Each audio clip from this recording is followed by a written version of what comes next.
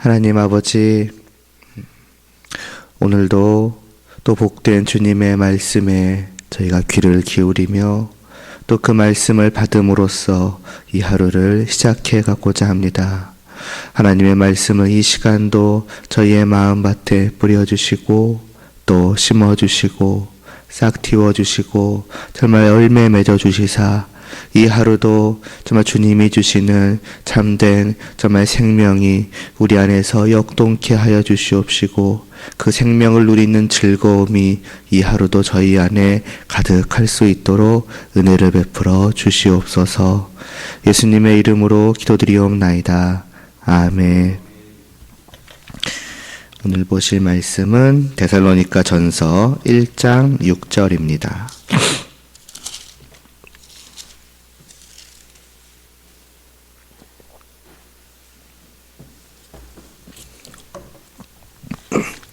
데살로니가 전서 1장 6절 말씀 함께 봉독하시겠습니다. 또 너희는 많은 환난 가운데서 성령의 기쁨으로 말씀을 받아 우리와 주를 본받은 자가 되었으니. 아멘. 이제 우리가 4절에서는 이제 사도 바울이 너희가 너희들의 이제 하나님께서 택하심을 받은 자라는 것을 안다라고 하였고 무엇을 통해서 이제 그것이 아는가라고 하였을 때에 이제 5절에서는 이제 복음을 전하는 자의 입장에서 그러니까 이 복음을 전하는 것이 다만 그냥 내가 어떤 나의 힘이나 어떤 나의 능력이나 어떤 나의 어떠한 그 논리나 이제 그런 걸로 그들을 설득시킨 것이 아니라 이제 성령께서 자기를 사용하셔서 역사하심으로써 복음을 전한 것이니 이제 그렇다고 한다면 이들이 하나님의 택하심을 받았다라고 하는 것은 너무나도 분명하지 않겠는가 하는 것이 이제 하나였었고요. 이제 또 한편으로는 이제 6절에서는 그다음에 이제 듣는 자들의 입장에서 이제 말씀을 하였죠.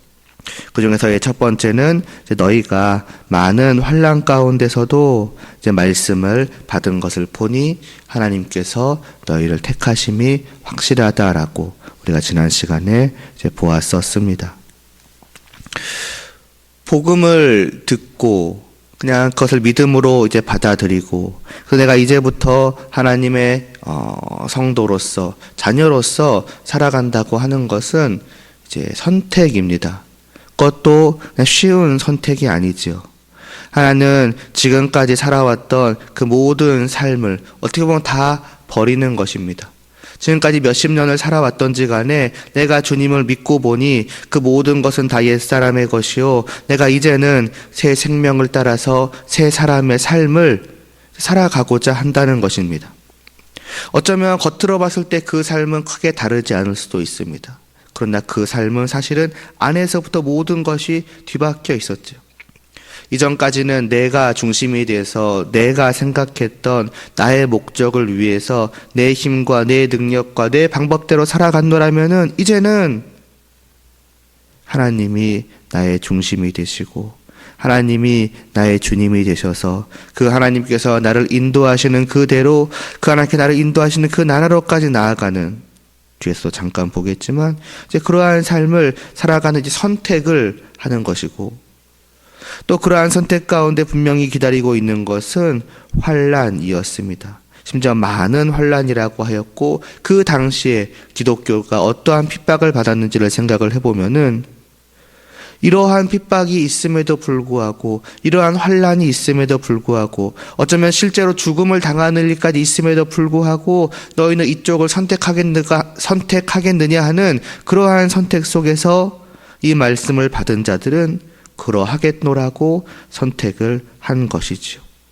그러한 것을 볼 때에 이것은 하나님이 참으로 택하신 것임을 알겠다. 사도 바울은 말씀을 한 것이었습니다. 그러면서 지난 시간에 이제 마지막 부분의 말씀을 드린 것은 과연 우리는 어떠하냐 하는 것입니다. 정말로 우리는 한쪽을 버리고 한쪽을 선택을 했는가 하는 것이지요. 어쩌면 그냥 양쪽에 다 발을 담그고 살아가고 있는 것은 아닌가. 이전의 것도 포기하지 못하면서도 지금의 것도 놓지 못하려고 하는. 그럼 그것을 우리가 복음을 택한 것이라고 볼 수 있겠는가? 라고 할 때에 하나님께서는 과거에도 있었던 그러한 교회를 향하여서 너가 차지도 아니하고 뜨겁지도 아니하도다. 너가 차든지 뜨겁든지 그러니까 이쪽이든지 저쪽이든지 선택을 하라 말씀을 하시면서 너가 이와 같이 미지근하여서 뜨겁지도 않고 차지도 아니 내가 나의 입에서 너를 토하여 버리리라 하는 참 무서운 경고의 말씀을 하시기도 하셨습니다. 과연 우리는 어떠한가 하는 것이지요. 이제 오늘 본론으로 들어가서 이러한 말씀을 드리는 것은 다른 것이 아니라 우리의 시선을 오직 말씀에 고정시키고자 하는 것입니다. 그때도 말씀을 드렸던 것처럼 우리 주위에 많은 사람들이 그러고 있는데요 라고 할 수 있습니다. 아니 어쩌면 온 세상 모든 성도라 하는 사람들, 교회라 하는 곳이 다 그러하던데요. 양쪽이 어떻게 발을 담그는 것처럼 살아가던데요 라고 우리는 말할지도 모릅니다. 그러나 우리에게 있어서 중요한 것은 다른 사람들이 어찌하냐도 아니고 얼마나 많은 사람들이 어찌하냐도 아닙니다.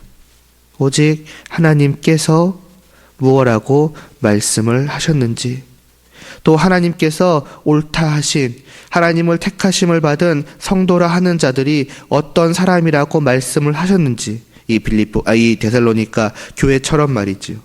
오직 그것만이 우리의 기준이 될 뿐입니다. 그러니 다른 사람들의 어떠함을 바라보는 것이 아니라 그러니까 거기서 나도 이러해야 되겠구나 하고 저 사람들이 저러하니 나도 괜찮겠구나라는 어찌 보면은 헛된 위로와 안심을 찾지 않게 되기를 바라는 마음에서입니다. 오직 유일한 진리이신 하나님의 말씀을 따라서 그 말씀의 거울에 비추어 나를 바라보며 조금이라도 이 말씀과 다르다 싶을 때에는 지금 나의 모습이 아직은 이렇구나라는 것을 스스로 솔직하게 인정을 하고 하나님의 은혜를 간구하며 말씀이 증거하는 그 성도의 온전한 모습으로 나아가고자 애쓰며 그래서 하나님의 은혜 가운데 마침내 그 모습에 정말 도달해 감으로써 다른 무엇으로 인해서 그때그때 흔들리는 그런 불안정한 것이 아니라 오직 흔들림 없는 이 말씀으로 말미암아 주어지는 진정한 확신과 위로와 평안을 얻어야 하지 않겠는가 하는 것입니다. 그것은 다른 것이 아니라 내 진실한 모습을 외면하면서 나오는 것이 아니라 이 말씀이라는 거울에 나의 진실된 모습을 비추어 봄으로써 시작하는 것이기 때문입니다. 잠시만요. 자, 이러한 좀 지난 말씀에 좀 더하여서 조금 더 오늘 6절 말씀을 보아가면은 바울은 또한 이들이 복음을 어떻게 받았는가를 표현함에 있어서 처음에는 많은 환난 가운데서 말씀을 받았다라고 하고 또 이어서는 이제 성령의 기쁨으로 말씀을 받았다라고 하고 있습니다. 여기서 우리는 무엇이 진실로 말씀을 받는 것인가 또 어떻게 말씀이 받아들여지는가 함에 있어서의 두 가지 사실을 깨닫게 됩니다. 첫째로 진정으로 복음을 받아들인 자들에게는 기쁨이 있다는 것입니다. 기쁨으로 받는 것입니다. 그거는 이 복음이라고 하는 것이 이제 좋은 소식이기 때문에 기쁜 소식이기 때문에 너무나도 당연하다면 당연하다라고 말씀드릴 수 있을 것 같습니다. 그래서 단지 그것을 귀로만 들을 뿐이 아니라 진실로 마음에 받아들이는 자들, 다시 말해서 진실로 믿음으로 받아들인 사람은 너무나도 당연하게도 그 안에 기쁨이 있을 수밖에 없는 것입니다. 그 스스로의 그 이전까지의 죄에 빠져 있었던 그 비참함을 직면하고 그로 말미암아서 정말로 슬퍼하던 그 사람이 그 모든 비참함으로부터 건짐을 받을 뿐더러 나아가 하나님의 자녀가 되는 하늘에 속한 그 신령한 복을 얻게 된다라는 것을 알게 되었을 때에, 아니 얻게 되었다, 나는 이미 그렇게 변하였다라는 것을 알게 되었을 때에 어찌 아무런 감정이 없을 수가 있겠습니까? 그러므로 성도 안에 있는 이 하나님의 말씀을 이 받음으로 말미암은 그 기쁨은 그야말로 정말 저 사람이 하나님의 말씀을 믿음으로 받은 것이 확실하다라는 것에 대한 강력한 증거이며, 정말 참된 믿음이 그 안에 있음을 강하게 증거해 주는 것이 됩니다. 더욱이 이 6절의 말씀은 두 번째로 이 기쁨이 그냥 기쁨이 아니라고 말합니다. 이 기쁨의 근원이 어디에 있는가, 누구로 말미암아 주어지는 기쁨인가 하는 것을 말씀합니다. 복음을 받아들임으로 인해서 생겨나는 그 기쁨은 그저 인간적인 기쁨이 아니라는 것입니다. 순전히 내 안에서 자체적으로 생성되는, 우리가 평소에 살다가도 얼마나 기뻐할 때가 많겠습니까? 웃을 때가 많겠습니까? 우리 안에서 생겨나는 그러한 기쁨들이 많지 않습니까? 그러나 이 기쁨은 그러한 내 안에서 자체적으로 생성되는 그러한 기쁨이 아니라 하는 것입니다. 이렇게 생각을 해보시기를 바랍니다. 만일에 이 기쁨의 근원이 순전히 나에게 있다, 이 기쁨은 내 안에서 나로 말미암아 나온 것이다 라고 한다면 그 기쁨은 또한 나로 인하여서 언제든지 사라질 수 있을 것입니다. 우리의 일상생활이 그러하지 않습니까? 우리는 한없이 기뻐하다가도 한없이 그 기쁨이 어느 순간 다 사라지는 것을 느낍니다. 내 안에서 내가 만들어낸 것들은 다 그렇습니다. 왜냐하면 사람은 끊임없이 변하는 존재이고, 그래서 어제 기뻐했던 일에 대해서도 오늘은 얼마든지 무감각해질 수도 있으며, 더 나아가서는 싫어하고 슬퍼할 수 있기까지 한 것이 사람입니다. 그러므로 만일 사람으로 말미암은 기쁨이라면 그 기쁨은 나의 상황에 따라 얼마든지 변할 수 있고 얼마든지 사라질 수 있으며, 그러므로 이것이 우리가 복음을 받아들였다라고 하는 증거가 되지는 못할 것입니다. 그러나 오늘 이 말씀은 이 기쁨이 결코 내 안에서 나로 말미암아서 자체적으로 생겨난 것이 아니라 성령으로 말미암은 것이라 말씀을 합니다. 그 기쁨은 하나님께 있다는 것이지요. 이 성령 하나님께서 내 안에 계셔서 나에게 주시는 기쁨이 바로 복음을 믿음으로 말미암을 때에 생겨나는 기쁨이라 말씀을 하는 것입니다. 잘 생각을 해보면 사실 애시당초 우리는 스스로 복음으로 말미암아 기뻐할 수 없는 사람들 아니었습니까? 여러 번 말씀드렸듯 우리는 이미 하나님을 향하여서 죽어 있던 사람들이기 때문입니다. 그래서 우리는 스스로의 힘으로는 복음을 들어도 듣지 못하고 깨닫지 못하고 받아들이지 못하고, 그렇기 때문에 당연히 복음을 들어도 기뻐할 수가 없습니다. 그러므로 나의 안에 이 복음으로 말미암아 정말 기쁨이나 감격이 생겨나게 되었다면은, 아니 기쁨이나 감격뿐 아니라 슬픔이나 애통함이나 그 어떤 감정이 내 안에 생겨나게 되었다면 그것이 의미하는 바는 무엇이겠습니까? 이전까지 하나님을 향하여서 죽어있던 내가, 그래서 하나님을 향하여서도 하나님의 말씀을 향하여서도 내 마음이 나의 감정이 아무런 반응을 할 수 없었던 그 내가 이제는 하나님을 향하여서 살아있게 되었다라는 그것을 의미하는 것 아니겠습니까? 그것은 그렇다면 또 무엇을 의미하는 것인가? 다른 것이 아니라 나의 안에 성령님께서 거하시게 되었다라는 것을 의미하는 것입니다. 내 안에 성령님께서 계시다는 그 사실보다도 내가 더 복음을 받아들였다라고 하는 강력한 증거가, 곧 내가 주님을 영접한 자가 되었다라고 하는 증거가 어디에 있겠습니까? 그래서 성령의 기쁨이다, 복음으로 말미암은 그 기쁨은 그 근원이 성령님께 있으며, 그렇기 때문에 그것을 보니 하나님의 택하심을 받은 것이 너무나도 확실함을 알겠다라고 바울은 말씀할 수 있었던 것입니다. 이러한 사실은 우리에게 하나님을 향하여 갖는 감정이라고 하는 것이 얼마나 중요한가 하는 것을 깨닫게 합니다. 오늘 말씀을 볼 때에 신앙생활이라 하는 것은 감정 없이 할 수 있는 것이 아니라는 것입니다. 무감각하게 예배를 드린다, 아무런 감정 없이 말씀을 보고 말씀을 받고 말씀을 따르고자 하며, 또 그렇게 아무런 감정 없이 성도로서 하루를 살아간다, 그것은 있을 수 없다는 것입니다. 있더라도 정상적인 모습은 아니라 하는 것이지요. 우리가 정말로 새 생명을 받아서 살아있는 사람이라고 한다면 당연하게도 감정을 가질 수밖에 없습니다. 그냥 일반 사람으로서 하루를 살아가는데 슬픔이나 기쁨이나 그 어떤 감정도 없이 살아가는 사람은 없지 않습니까?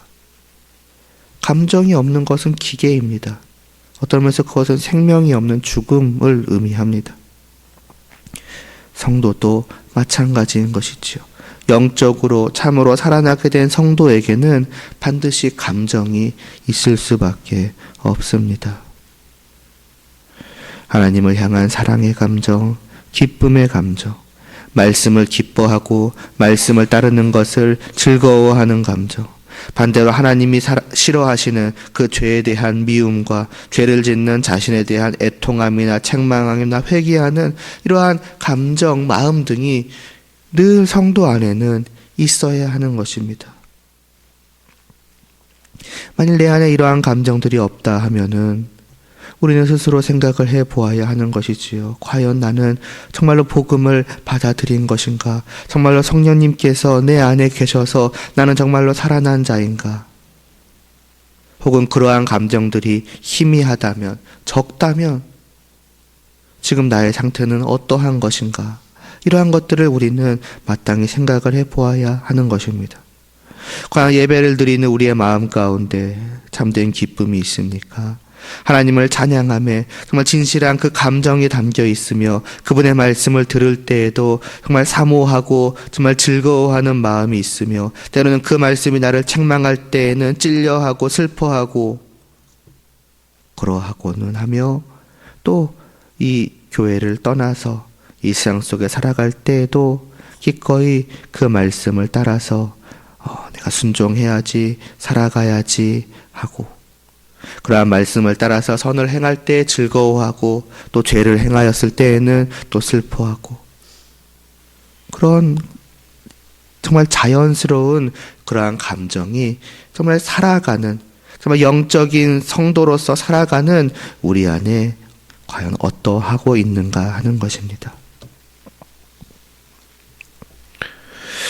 지난 시간에 복음을 받아들여서 복음의 편에 선 자, 복음을 선택한 자는 이제는 새로운 삶을 살아간다. 다시 말해서 이전에 쫓던 것이 아니라 그 모든 것을 포기하고 하나님의 나라라고 하는 그 한 가지 목표를 가지고서 걸어간다 말씀을 드렸었는데, 거기에 더하여서도 오늘 말씀과 연결시켜 말씀드릴 수 있는 것은 참된 성도는 그 걸어가는 길 역시도, 맞으면 그 길을 걸어가는 걸음 역시도 분명한 감정을 가지고 걸어간다는 것입니다.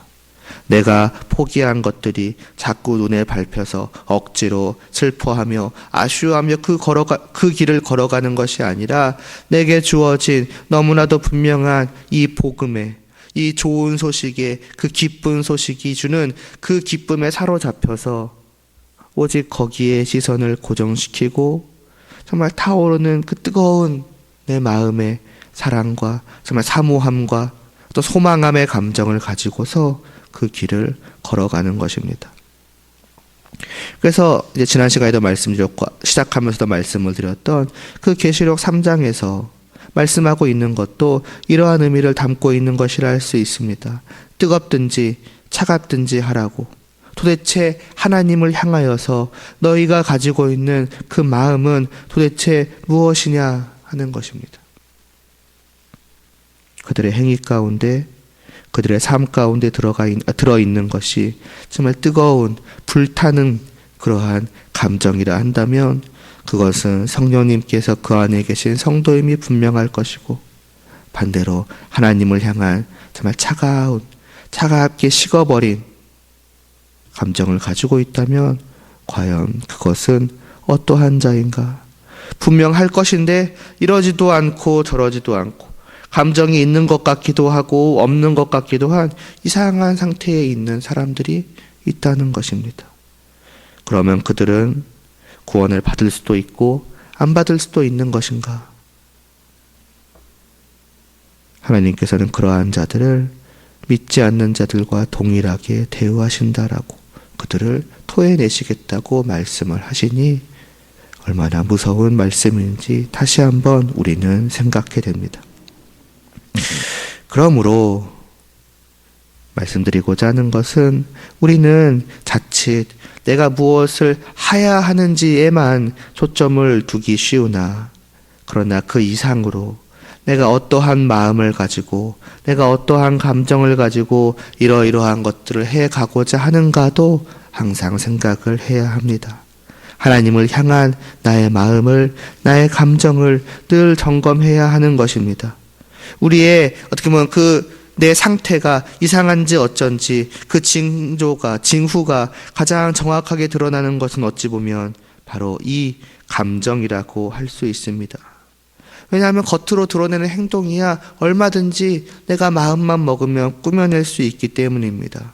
우리는 기쁨이 없어도 집중하여 예배드릴 수 있고, 하나님을 향한 진실된 마음이 없어도 소리 높여 찬양하며 부르짖고 기도드릴 수 있습니다. 그러나 우리는 없는 마음을 만들어낼 수는 없습니다. 물론 스스로를 속여서 없는 마음을 있는 것처럼 착각하는 경우도 있을지 모르나, 그러나 스스로에게 진실해진다면 다른 사람은 몰라도 자기 자신은 나의 그 마음의 상태를 분명하게 알 수 있을 것입니다. 그러한 마음의 상태는 우리가 살아가는 순간순간마다 어떤 선택을 하든 어떤 행동을 할 때에 바로바로 깨닫게 되지 않겠습니까? 정말로 여기에 관심을 둔다면 말입니다. 그래서 다른 사람이 나의 그러한 겉으로 드러나는 행동을 보고 감탄할 때조차도, 어쩌면 칭찬할 때조차도 우리는 그런 행동 속에 들어있는 내 마음을 스스로 돌아보고 참 마음이 답답할 때가 있고는 하지 않습니까? 나는 그런 사람이 아닌데, 이런 내 행동에 감탄하고 정말 칭찬을 할 만한 그러한 것이 아닌데 라고 스스로 말입니다. 만일 그와 같이 나의 내면의 상태가 정상적이지 않다 판단이 된다면, 그래서 내가 도무지 하나님을 향한 어떠한 마음 등이 없거나 부족하게 느껴진다면 무엇이 우리에게 필요하겠습니까? 사실 성경이 늘 말씀하는 방법은 항상 동일하지요. 말씀과 기도에 힘쓰는 것입니다.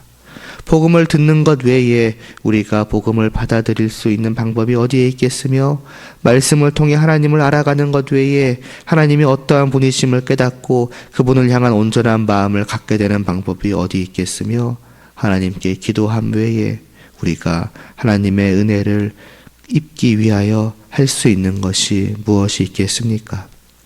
그러므로 우리의 삶은 어찌 보면 늘 반복의 삶이라고 할 수 있습니다. 스스로를 점검하여 말씀과 기도에 힘쓰고, 또 그렇게 살아가고 보며, 또 그렇게 살아가는 자신을 점검하며 부족함을 깨닫고 말씀과 기도에 힘쓰며 다시 그렇게 살아가고자 노력하는 성도의 삶은 어찌 보면 그것이 반복되는 그 삶의 연속이며, 그러나 그것은 다만 다람쥐 쳇바퀴 돌듯이만 하는 그러한 반복이 아니라, 이러한 과정을 통해서 하나님이 은혜를 주시고, 그래서 믿음을 주시고, 그 믿음을 성숙히 하시고, 그 믿음을 더욱더 온전케 하시는, 어찌 보면 위로 향하여서 올라가는 그러한 반복이라 할 수 있습니다.